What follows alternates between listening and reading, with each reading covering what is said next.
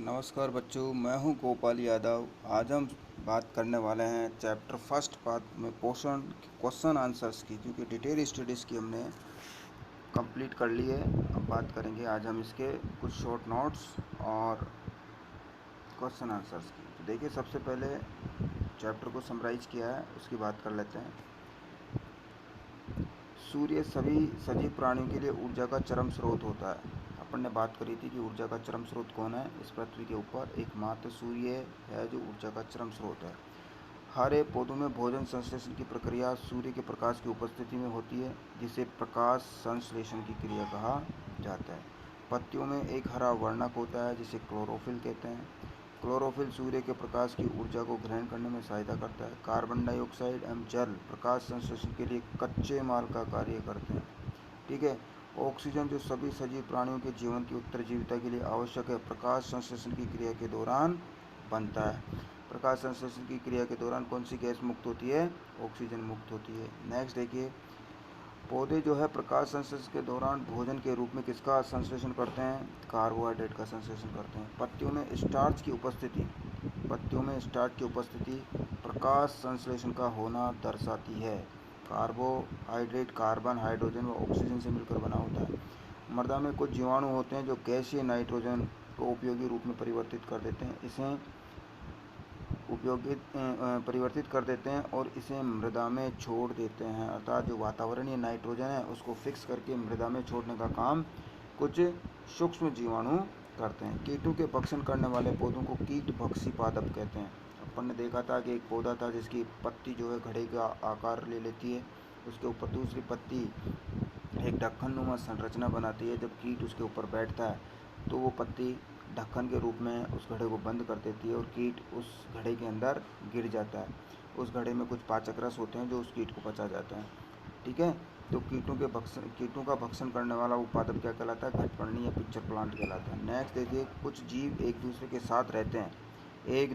साथ रहते हैं तथा आवास एवं पोषक तत्व एक दूसरे से बांटते हैं। इसे क्या कहते हैं? सहजीवी संबंध कहते हैं। ठीक है। नेक्स्ट अगर हम बात करें तो लाइकेन सहजीवी संबंध का उदाहरण है। लाइकेन किसका उदाहरण है? सहजीवी संबंध का उदाहरण है। ठीक इसी तरीके से अपन ने बात करी थी कि राइजोबियम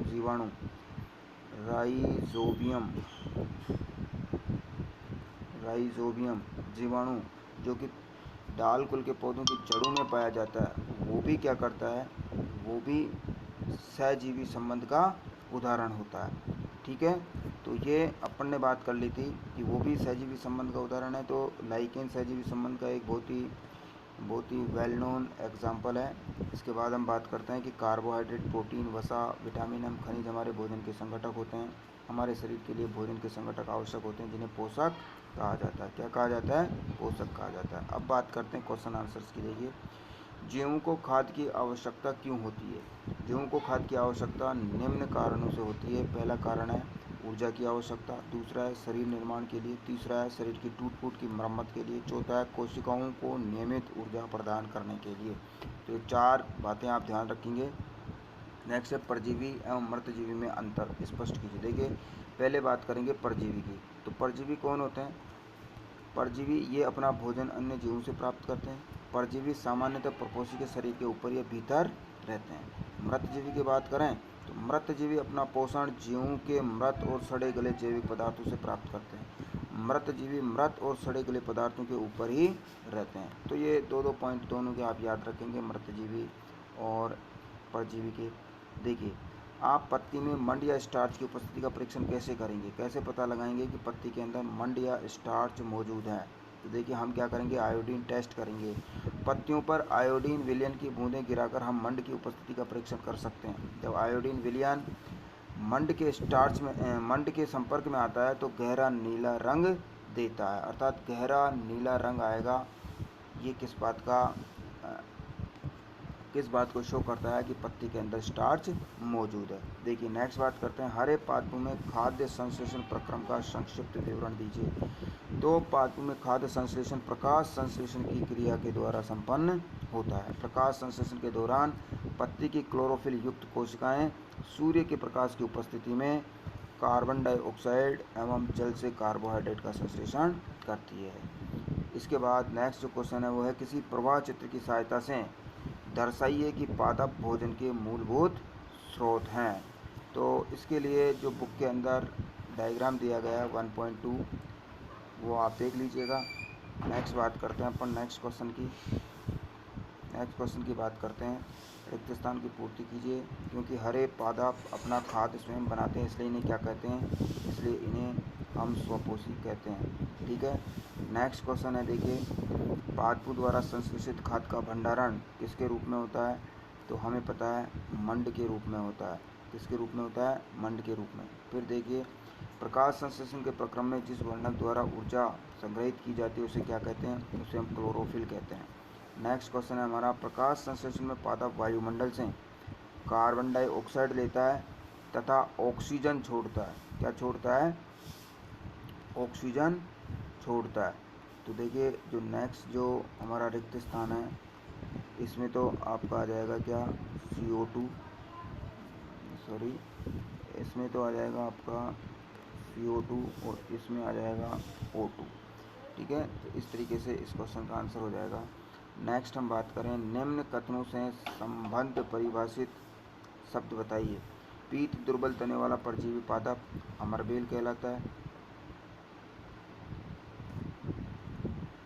इसे क्या कहेंगे, अमरबेल कहेंगे। एक पादप जिसमें स्वपोषण एवं विषम पोषण दोनों ही प्रणाली पाई जाती है उसे घटपर्णी कहते हैं। वे रंध्र जिनके द्वारा पत्तियों में गैसों का आदान प्रदान होता है उन्हें क्या कहते हैं, उन्हें हम पर्णरंध्र कहते हैं। पत्ती के अंदर पाया जाने वाला रंध्र पर्णरंध्र कहलाता है। इसके बाद सही उत्तर पर टिक लगाइए। देखिए अमरबेल उदाहरण है, अमरबेल किसका उदाहरण है, परजीवी का उदाहरण है। नेक्स्ट बात करें तो कीटों को पकड़कर अपना आहार बनाने वाला पादप कौन सा है, घटपर्णी है। नेक्स्ट बात करते हैं अपन, देखो कॉलम ए और कॉलम बी का मिलान कीजिए। देखो अगर हम बात करें तो कॉलम ए में हमारे पास क्या है, क्लोरोफिल। क्लोरोफिल किस में पाया जाता है, पत्ती में पाया जाता है। नाइट्रोजन का फिक्सेशन कौन करता है, जीवाणु करता है। अमरबेल, अमरबेल क्या है, परजीवी है। जंतु, जंतु क्या होते हैं, परपोषी होते हैं। कीट पक्षी, घटपर्णी कीट पक्षी होता है। नीचे आंसर दिए गए हैं इसके, आप वीडियो को पॉज करके इन आंसर्स को लिख लें आराम से, कोई दिक्कत नहीं है। निम्न कथनों में से सत्य एवं असत्य कथनों का चयन कीजिए। देखिए पहला है प्रकाश संश्लेषण में कार्बन डाइऑक्साइड मुक्त होती है, ये गलत है, असत्य है, क्योंकि यहाँ पर क्या आता है, ऑक्सीजन मुक्त होती है। ऐसे पादप जो अपना भोजन स्वयं संश्लेषित करते हैं मृतजीवी कहलाते हैं, ये भी गलत है। जो स्वयं संश्लेषित करते हैं वो क्या कहलाते हैं, स्वपोषी कहलाते हैं। नेक्स्ट देखिए प्रकाश संश्लेषण का उत्पाद प्रोटीन नहीं है, ये बात बिल्कुल सही है। प्रोटीन नहीं होता क्योंकि क्या होता है, कार्बोहाइड्रेट होता है। नेक्स्ट देखिए प्रकाश संश्लेषण में सौर ऊर्जा के रासायनिक ऊर्जा में रूपांतरण हो जाता है, ये बात भी बिल्कुल सही है। नीचे इनके आंसर्स दिए गए हैं कि कौन सा सत्य है कौन सा असत्य है। नेक्स्ट बात करते हैं अपन, पादप के किस भाग द्वारा प्रकाश संश्लेषण हेतु वायु से कार्बन डाइऑक्साइड ली जाती है। तो देखिए रंध्र जो होते हैं वायु से कार्बन डाइऑक्साइड लेने का काम करते हैं, और ये रंध्र किस में पाए जाते हैं, पत्ती में पाए जाते हैं। बच्चों थोड़ा सा टाइपिंग में मिस्टेक है, हिंदी की टाइपिंग है तो पत्ती जैसे मान लीजिए आप देख रहे होंगे कि उसके अंदर एक आधा तय और फिर पूरा तय आता है, लेकिन कई जगह पे सही ढंग से टाइपिंग नहीं हो पाई है। जैसे कि द्वारा, तो द्वारा में आप देखिए यहाँ पे द्वारा अशुद्ध लिखा हुआ है, या तो इसके नीचे हलंत होना चाहिए था, या द्वारा हम इस तरीके से लिखते हैं। ठीक है, तो ये कोई मैटर नहीं करता है, आप बुक से देख लीजिएगा। केवल मैं आप लोगों को आंसर बताना चाह रहा हूँ यहाँ पे, ताकि आप आंसर से फैमिलियर हो जाएं। आंसर आप आराम से लिख लें। देखिए वायुमंडल से मुख्यतः जिस भाग द्वारा पादप कार्बन डाइऑक्साइड प्राप्त करते हैं वह है, तो अब देखिए यहाँ पे जड़ नहीं हो कि जड़ है, क्या है, जड़। फिर है तना, दोनों से ही कार्बन डाइऑक्साइड नहीं लेता, वो किससे लेता है, पत्तियों से लेता है। कार्बन डाइऑक्साइड किससे लेगा, पत्तियों से। ठीक है, तो इस तरीके से ये आपके क्वेश्चंस, चैप्टर के क्वेश्चन आंसर कंप्लीट होते हैं। आप इस वीडियो को पॉज करके आराम से एक एक क्वेश्चन के आंसर अपनी नोटबुक में नोट कर लें, इनको अच्छे से लर्न कर लें, याद कर लें। जो पॉइंट्स, देखिए ये जो समीक्षा अध्याय समीक्षा मैंने बताई है, ये पॉइंट्स आप अच्छे से याद कर लेंगे तो क्वेश्चंस के आंसर आप आसानी से दे पाएंगे। बच्चों कोशिश करिए आपको वीडियो के रूप में क्वेश्चन आंसर करवाने की। अगर ये वीडियो आपको अच्छा लगा हो तो आप इसको लाइक करना, शेयर करना, अपने साथियों को बताना और इस चैनल को सब्सक्राइब ज़रूर करना ताकि नेक्स्ट वीडियो का नोटिफिकेशन आप लोगों को तुरंत मिल जाए। धन्यवाद।